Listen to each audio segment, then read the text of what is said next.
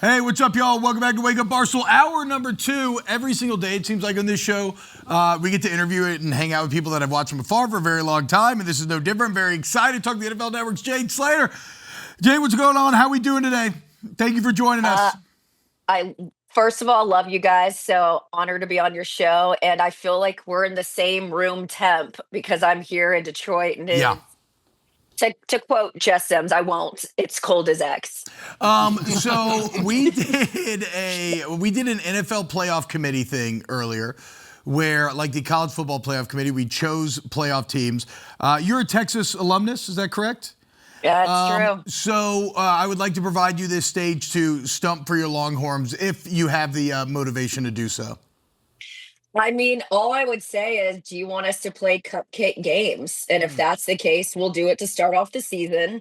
Yeah. We wanted to play the big boys. The way in which we lost those games, I think, are enough to be considered. But you're going to tell me North Texas deserves a spot in the playoffs, but Texas doesn't? Okay. Hell yeah. I can't wait for North Texas to make it over Texas. I love how now the Texas Longhorns are essentially becoming terrorists. They're like, you want to leave us out? Yeah, okay, fine. Fine, we're not going to see what happens. See what happens week 1 of every season. I dare you. Here's what I would say. I love TCU, and I loved the Hypnotoad run. Yeah. But look what happened to TCU when we played this little game. So all I would say is, if you want your playoffs not to have max viewing, that's cool. I was at an SEC night game there. We got the drone shows for you. We've got the electricity. We got the celebrities on the sidelines. But if you want to be bored with some small town college and their small town players, go for it. Oh, Jane! If you don't put us in the playoffs, we've got a swarm of drones that won't have anything to do. And we're going to see what they're up to with idle time on their hands. Okay, dude, Glenn Powell, Matt McConaughey, dude, let's go. It's actually perfect. I mean, I think I have some ex-boyfriends that would describe me as a terrorist, so that's perfect. Is Glenn Powell as good looking in real life as he appears on the screen? I actually love this platform to tell you what evolved before that photo took place. So I go with my boyfriend, and we have got all access passes. And you know, if you're a credentialed media, you're on the field, but then you're working press, or if you get a sideline pass, you have to leave about 10 minutes before kick. This was all access. I was down there for the entire game, which was insane. A DKR SEC game. And as I'm walking out of, you know, where you get your drinks and food, and I come back to, I'm like, wait, I get to drink for free in here and then come to the field? Well, this is epic. I see Glenn Powell, and he's there with Miranda Lambert. Wow. And so I don't want to put a phone up in someone's face or be obnoxious. So I politely say, hey, my name's Jane Slater. You know, I work at the NFL Network. I'm a Longhorn alum. Is there any way I can get a quick photo with my boyfriend? And he's like, sure. Miranda Lambert is with them. And I think if the Cowboys lose a defensive tackle, they should ask her to come to training camp. She's huge. She comes over and she literally pushes me. And my boyfriend looks at me and he goes, God, his mom is so mean. And I'm like, that's Miranda Lambert. And so Glenn Powell turns around. He goes, I'll still take it with you. And as I'm trying to get my, selfie, and then a guy offers to take the photo, she's still pulling him. And I'm like, what's the beef? Now, I know they were going to do the Jumbotron or whatever, but it was going to take 5 minutes. I was a little disappointed because when I worked in small town Tyler, Texas, she had just won whatever that reality show was. And I remember her win, but she, she's anti-photos. If that had escalated, that would have been like the Cardi B, Nicki Minaj beef. She would have pancaked me. I had no chance. Tyler, Texas. I got a couple more from Tyler, Texas. Old Matt Flynn. Matt Flynn used to play Tyler, Texas. Saron Black. All right, let's get into the Cowboys then, Jay, because against all odds, old Jerem might have done it again. I mean, this is a team we thought was dead. They trade Parsons. Defense sucks. And then they traded like Quinn Williams shows up. It seems like everything's coming up Cowboys right now. What's it like covering this team on a day-to-day basis? Do you believe in this Cowboys team? It's so funny because I grew up in Dallas. I was there for the 94-95 parade. And as I describe it to people, it's hard to be a fan when you're a reporter of a team you grew up covering, especially because you find out so much information. It's like the Wizard of Oz, right? Yeah. So I know how the sausage is made, but I will say this. there is a little bit of magic happening with this team right now. And it is unfortunate that it seemingly happened after Marshawn Nealon's passing away a couple of weeks ago. It was almost like that is what brought the team together. And, after that, they've gone on a run. And Jerry's just such a dreamer. He always tells you, he believes in the storybook ending. And lo and behold, there's something going on here with this team. And when they traded for George Pickens, I have like friends in the business that were like, good luck with this guy. Well, I love the mercurial wide receivers, Des Bryant, Torello. Hell yeah. So from the jump, Pickens and I hit it off. I love the guy. But just to see the way he plays, or even asking guys on the team, what's George Pickens like? And they'll laugh at you and they'll say, no, I'm not going to throw him under the bus. He's different. And it's almost, I think CeeDee Lamb said it best. He is a child in a 6'5" body. And I love the trust that he's already developed with Dak. Because if you watch some of his routes, you don't know if George is going to get there. He's kind of faking out the defender a little bit, but Dak will just air it out. He's wanted that long. I always felt last year, especially coming off the injury, they didn't want Dak airing the ball out. And now I think we're seeing what made Dak great his rookie season, where, he's finally playing loose. He trusts his wide receivers. And if CeeDee Lamb has an off game, well, then it's a George game. Yeah. And then last week it was CeeDee's game. And then you see in the fourth quarter, George Pickens is the guy who really helps you, lock this one up. And so I think that's special. But the biggest thing for me was all they ever needed was a middle of the pack defense. And the biggest frustration with the defense when Micah Parsons left was Micah he played all over the field. I think at one point he played every position on the field but safety. And so when you finally figured out the interior and they're playing a little bit more of that 5-man front, they're actually putting a lot of push and a lot of pressure on that quarterback so that the back end doesn't have to do so much. Now, Trayvon's not playing this week, but I'd even said leading up to it, I kind of like what you're getting from Siobhan Rebel and some of these younger DBs. There's a chemistry here. I would hate in a game that means so much to disrupt that by bringing Trayvon Diggs back right now after he's missed this will be the 5th week he's been out since IR. So when it comes to Pickens and Lamb, we have to have the Batman Robin conversation. I feel like it's our responsibility as the media to take something beautiful that's happening in Dallas and seeing these guys playing so well together, and then try to drive a wedge in between them. So like in my opinion, I got Georgie as Batman. Georgie strikes me as Batman right now. He feels like he is the surest bet on that Dallas Jared, wouldn't it be offense. so good if you had George Pickens on your team? I would You love know it if why? we had Because him on our he's a little bit of the Dark Knight that is rised, right? Like Yeah. everyone There he we came go. in, he was like the villain, and he wears the mask. And so I actually see that he's got. I won't say that CD doesn't have the dog in him, but George definitely's got the bark. George. Yeah. But what's so funny is off the field, George is the nicest. George's personality off the field doesn't match his on the field personality. That's the biggest surprise to me.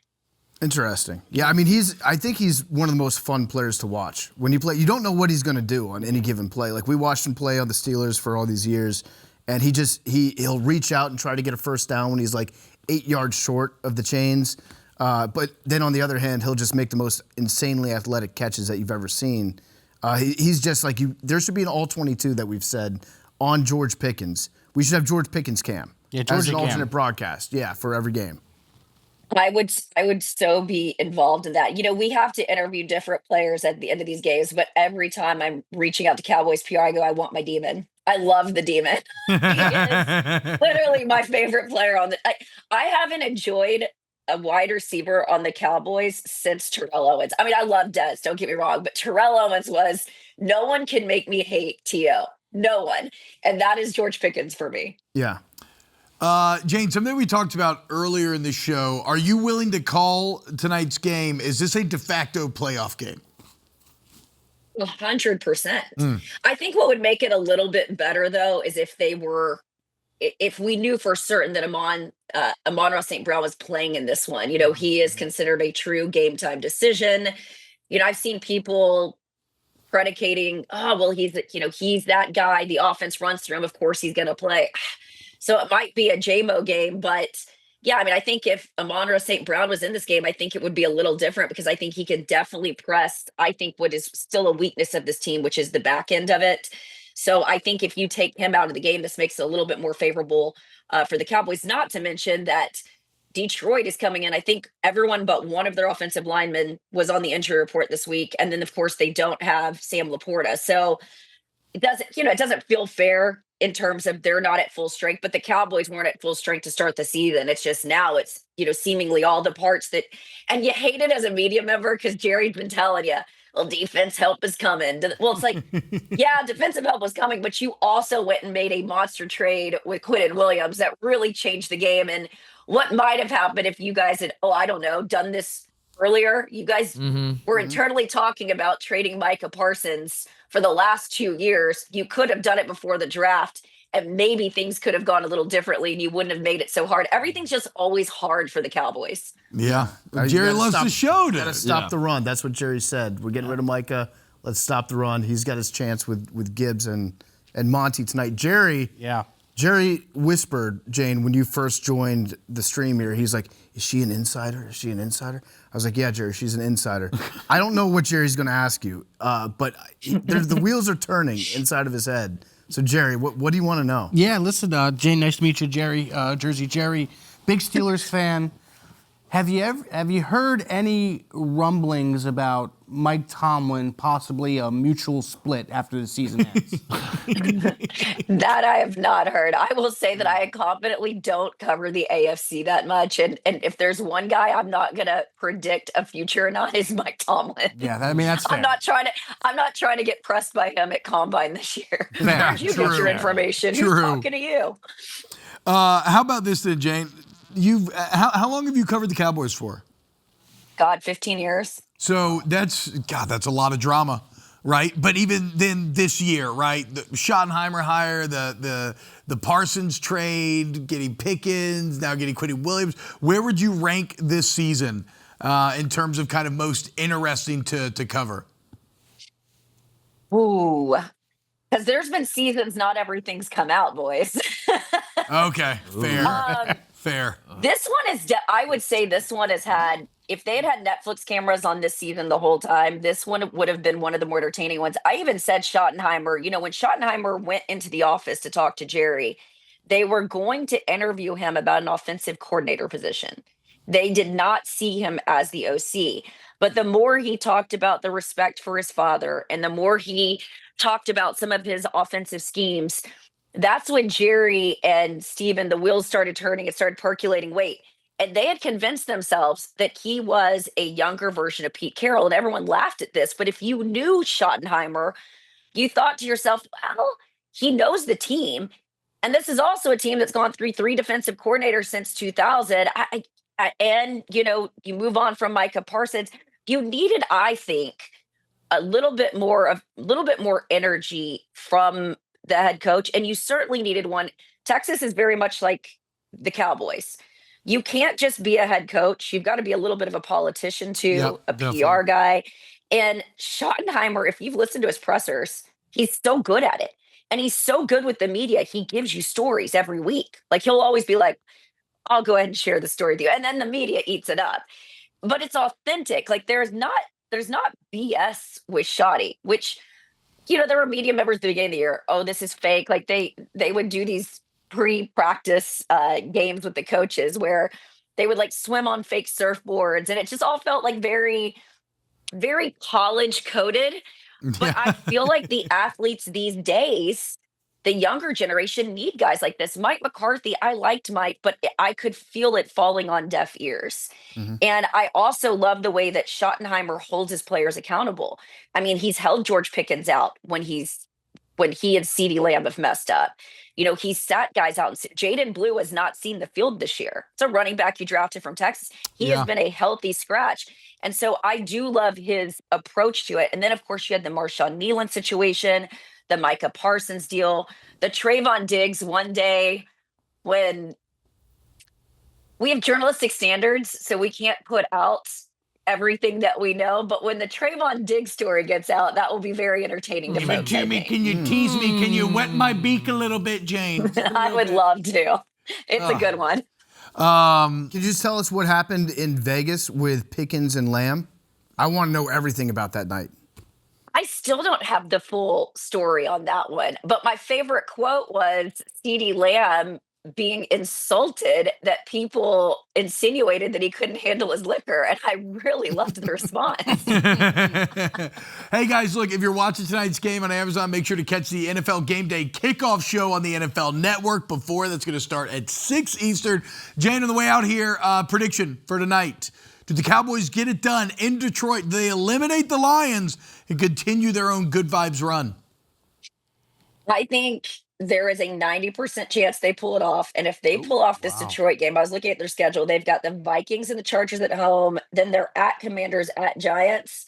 Watch out. This Pretty could good. be one of the most dangerous 90-1. teams to sneak in here right now. But I think so many of us that have covered this team or grown up in Dallas, we're scared. We're scared to trust.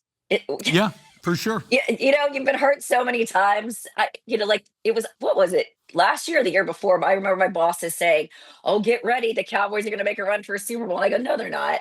They're not. I'm already booking my trip to Cabo." And of course they didn't. But there is something a little different about this team. We'll see. Cautiously optimistic.